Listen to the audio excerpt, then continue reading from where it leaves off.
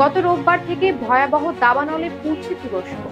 আগুনের লেলিহান শিখায় কমলা হলুদ রঙে বদলে গেছে তুরস্কের পশ্চিমাঞ্চলীয় ইজমির প্রদেশের চেহারা। ব্রিটিশ বার্তা সংস্থা রয়টার্সের প্রতিবেদনে বলা হয়েছে, ঘন্টায় ১০০ কিলোমিটার বাতাসের বেগ থাকায় আগুনের লেলিহান শিখা ছড়ায় তুরস্কের জনপ্রিয় পর্যটন নগরী ম্যান্ডেরেসে। ফলে সাময়িকভাবে বন্ধ করে দেওয়া হয় ইজমির আন্তর্জাতিক বিমানবন্দর। দাবানল এখনো নিয়ন্ত্রণে না আসায় ৫০,০০০ বাসিন্দাকে সরিয়ে নেওয়া হয়েছে নিরাপদ স্থানে। পরিস্থিতি পর্যবেক্ষণ করছেন ইজমির মেয়র চেমিল তুগে। হেলিকপ্টার ও বিমান থেকে ক্রমাগত পানি ছেটানো হলেও তীব্র তাপ প্রবাহ ও শুষ্ক আবহাওয়ায় ব্যাহত হচ্ছে কার্যক্রম। বন্ধ রাখা হয়েছে ইজমি থেকে সেসমের পর্যটন এলাকাগুলোতে যাওয়ার সড়কপথ।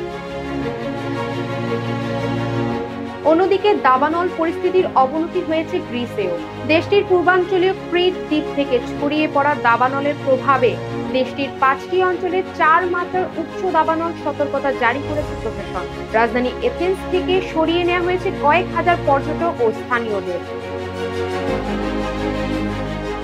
রাজধানী এথেন্সের দাবানল সামাল দিতে হিমশিম খাচ্ছে স্থানীয় দমকল বিভাগ। এত দ্রুত দাবানলটি ছড়িয়ে পড়েছে যে এথেন্সের বিমানবন্দর থেকেও দেখা যাচ্ছে আগুনের ধোঁয়া। এছাড়াও দাবানল সতর্কতা জারি থাকায় চলতি মাসে ফসলের উচ্ছিষ্ট ও ক্ষেত পোড়ানো নিষিদ্ধ করেছে প্রশাসন। এদিকে প্রথম দফার পর দ্বিতীয় তাপ প্রবাহের প্রস্তুতি নিচ্ছে ইউরোপবাসী। প্রচন্ড গরমে ইউরোপের বিভিন্ন দেশে এখন পর্যন্ত কয়েকজনের মৃত্যুর খবর পাওয়া গেছে। International desk, global voice 24।